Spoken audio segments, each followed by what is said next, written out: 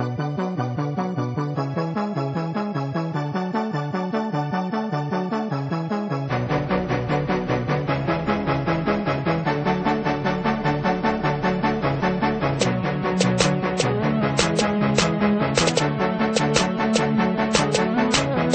up, everybody? Gillette drafted finalist Nasr Ahmed coming at you. It's Friday, August 3rd, and I want to thank you guys for joining me on this edition of NST. So we kick off today's show with something that always gets me really excited.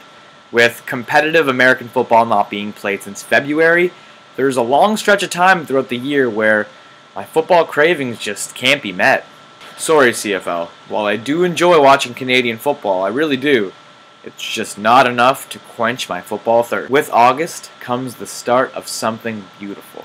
It's the start of 3-down football.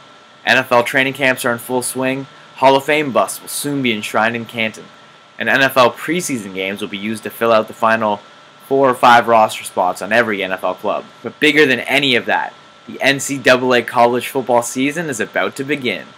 And with college ball set to kick off at the end of the month, the preseason coaches poll has finally come out, and as usual, the SEC is more than well represented.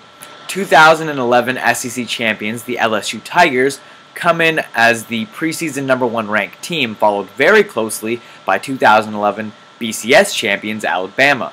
Now it was very close as the Tigers only ranked ahead of the Crimson Tide by 4 points. The USC Trojans came in at #3, and I'll get back to them in a minute. Rounding up the top 5 were Oklahoma and Oregon, and also from the SEC in the top 10 were Georgia at #6, South Carolina at #9, and Arkansas at #10. Florida State always seems to have a whole bunch of preseason hype around them every year, but failed to follow through. Well, that trend continued as they came in at #7, and the Brady Hoke-led Michigan Wolverines come in at #8 to close out your top 10. There weren't many controversies or notable omissions from this year's preseason top 25, but if I had a beef with anything, it would have to be with the continued infatuation with the SEC. There were a total of 7 SEC schools on the list, and while I have no problem with teams like Georgia, Alabama, LSU, and Arkansas being on this list, it's teams like Florida and Auburn that really have no business being here. The Big East favorites Louisville should have been included, and a case could have even been made for the Urban Meyer-led Ohio State Buckeyes. The last thing I'll say about these rankings is that, in the end, they really don't mean that much, so you probably shouldn't make too much of them either. But if I had my choice, USC would come in as the consensus #1. Led by Heisman candidate Matt Barkley already, now with Penn State running back Silas Redd in the fold, this team will be downright scary in 2012. From college to the pros now, I already mentioned that NFL camps are in full swing as preseason games are just around the corner, and we have some news from Redskins camp. Heisman Trophy winner and #2 overall pick Robert Griffin III is reportedly struggling thus far in camp. Apparently he's holding on to the ball too long and is having trouble making some of his reads. Both are signs that the young quarterback is having trouble picking up the offense. Now, of course, it's only August, and there's still 4 preseason games and a whole lot of practice time to go for RG3 to pick up that offense.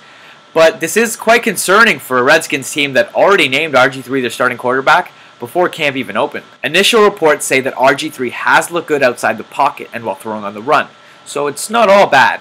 However, this may be a rude wake-up call to fans who were already buying tickets to Skins playoff games. This team may feature a very strong defense, but the offense may be a work in progress. In other NFL news, the Cleveland Browns are officially in new hands. On Thursday, it was confirmed that Randy Lerner had sold the franchise to a Tennessee businessman, Jimmy Haslam, for a reported $1 billion. Haslam is also a minority owner and lifelong fan of the Pittsburgh Steelers. So Browns fans might not be too happy to hear that their new boss also cheers for a hated division rival. While none of this news seems incredibly exciting, the real storyline to watch here is that Haslam intends on blowing up the entire Browns front office, meaning that Mike Holmgren is now out of the organization. Holmgren was expected to change things in Cleveland, but instead, he leaves with a 9-23 record in 2 seasons. Haslam has already begun the rebuild as he's named former Eagles president Joe Banner as the new president of the Browns. Who knows, maybe with a Steelers fan running things in Cleveland, the Browns can actually field a winning team. Get pumped, Browns fans. You actually have good news for once. From the American brand to the European style, we're talking Olympic football, and the Canadian women's soccer team has punched their tickets to the semi-finals after their 2-0 victory over Great Britain. The game was a pleasant change of pace compared to their last match, where they trailed 2-0 and had to climb back from the jaws of defeat. Janelle Felino gave her squad the early lead after connecting on a corner kick from Sophie Schmidt in the 12th minute, and Canada never looked back. The game was put on ice after Christine Sinclair's magic in the 26th minute as she fired a beautiful free kick from the top of the penalty area, bending it into the net. Canada would hold off the British attack in the second half. The 2-0 victory sets up a semi-final match with the top-seeded Americans. Both France and Japan will play in the other semi-final. We end today's show with a very fitting story for Friday. On Wednesday, British cycler Bradley Wiggins was able to follow up his impressive Tour de France victory with a gold medal in the individual time trials. And Wiggins celebrated just like any other Englishman would, by getting absolutely hammered and tweeting about it. Wiggins tweeted a picture, enjoying himself while having a few beverages, writing, "Getting wasted at St. Paul's Cathedral." Wiggins would continue tweeting throughout the night, saying that he was blind drunk and thanking all of his well-wishers. Good on you, Wiggins. You deserve to have a couple cold ones after the crazy year you've had. And that does it for today's edition of NST. I want to thank you guys so much for joining me on this beautiful Friday. I just want to remind you guys to hop on over to drafted.ca and vote for your man Nasr Ahmed to become Canada's next sportscaster for the Score television network. Also, if you guys have any questions or any topics that you just want me to talk about on my show, feel free to tweet them to me at Nasr Ahmed 93. Until tomorrow, take care, folks.